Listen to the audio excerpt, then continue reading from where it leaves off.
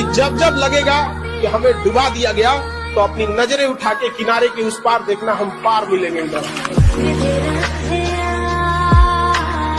तलवारों के साए पर इतिहास हमारा बनता है, जिस ओर जवानी चलती है उस ओर जमाना चलता है। मैं दरिया हूँ, अपना हुनर जानता हूँ, जिधर से भी गुजरूंगा अपना रास्ता बना लूंगा।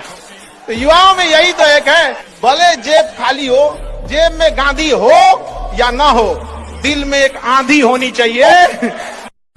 अभी कांच है इसलिए लोगों को चुभते हैं, जिस दिन आईना बनेगी उस दिन पूरी दुनिया देखेगी। ये दुख, ये दर्द, ये सब तेरे अंदर है। तू अपने बनाए इस पिंजरे से बाहर निकल के देख, तू अपने आप में एक सिकंदर है।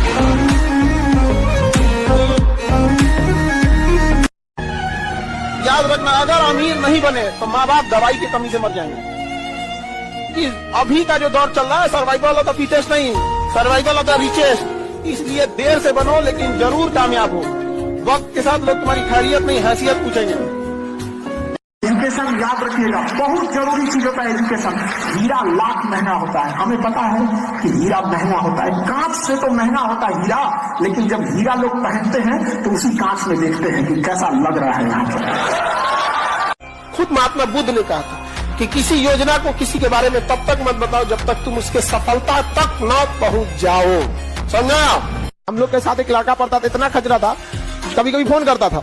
हम लोग के समय नोकिया वाला छोटका फोन होता था, वो में सांप वाला गेम होता था, बस को फोन करेगा, भोजपुरी में बतियाएगा तो कुछ आराम से एकदम भोजपुरी में बोलेगा, बिहाने उठ के फिजिक्स की किताब ले लो। तो हम लोग समझ जाएंगे कि जरूरत बात। कभी कभी अंग्रेजी में बोलने लगेगा तो हम समझ जाएंगे इसके बगल में कोई ना कोई है, खूब अंग्रेजी में बोलेगा तो हम समझ जाएंगे। बात पूछता, भाई इज्जत का सवाल है, फोन मत काटने रहना यहाँ पर, नहीं समझा आप, अंग्रेजी में बात करते रहो यहाँ पे। तो कैसे बोलता था? अंग्रेजी में बोलता था, हम लोग भी इधर से अंग्रेजी में बोल देते थे यहाँ पे, नहीं समझा आप। एक दिन हो गया दिक्कत, कैसे?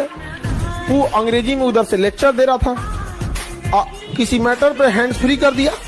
हम कहे ते बकलोल फिर चालू हो गए, बुझाता फिर बैठल बड़े कहीं ना, भोजपुरी में बोले के बाद बोल रहा है, कौन सी अंग्रेजी में बोलते रह जाए यहाँ पे, घरे में बैठल बनी हम। अखंड बेइज्जती हुआ उसका।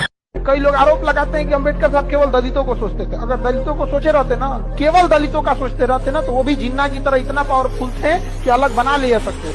वो भी देश प्रेमी थे, समझ में आया कि नहीं आ गया? उन्होंने देखा था अत्याचार को, इसलिए उन्होंने सहा इस चीज को यहाँ पर, और तब वो आरक्षण दिया। कई लोग विरोध करने वाले ना भगवानों को नहीं छोड़। जमीन के अंदर से कुछ भी अगर कीमती चीज निकला तो सरकारी, आपके घर से पेट्रोलियम निकला सरकारी, आपके घर से सोना निकला सरकार का। मतलब घर में अगर कोई भी बहुमूल्य चीज है तो सरकार का, और कोई भी चीज खतरनाक मिलेगा तो आपका, हथियार मिला आपका, पत्नी आपकी। लाइफ में जितना डाउन टू अर्थ रहिए, जितना सिंपल रह सकते हैं रहिए, क्योंकि कांटों पे चलना अगर आपको आता है तो फूलों पे चलना किसी को सिखाने की जरूरत नहीं है, आराम से चल जाएंगे। सबकी सबसे पहली जो शिक्षक होती है वो माँ होती है, इसलिए माँ का शिक्षित रहना बहुत जरूरी है। अगर कोई शिक्षित माँ है तो वो कभी भी अपने बच्चे को शिक्षा से दूर नहीं करेगी। ऊपर वाला भी जब आपको बहुत बड़ा जिम्मेदारी देने वाला होता है ना, तो पहले सोचता है कि इसका थोड़ा सा टेस्ट कर ले।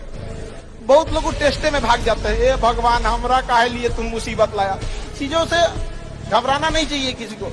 जिसके जीवन में कठिनाई आ रही है, आप समझिए कि आप एक सही रास्ते पे जा रहे हैं, क्योंकि वही रास्ता सफलता का है। और अगर आपके जीवन में कठिनाई नहीं आ रही है, आप गलत रास्ते पे हैं, क्योंकि सफलता का रास्ता बहुत कठिन होता है।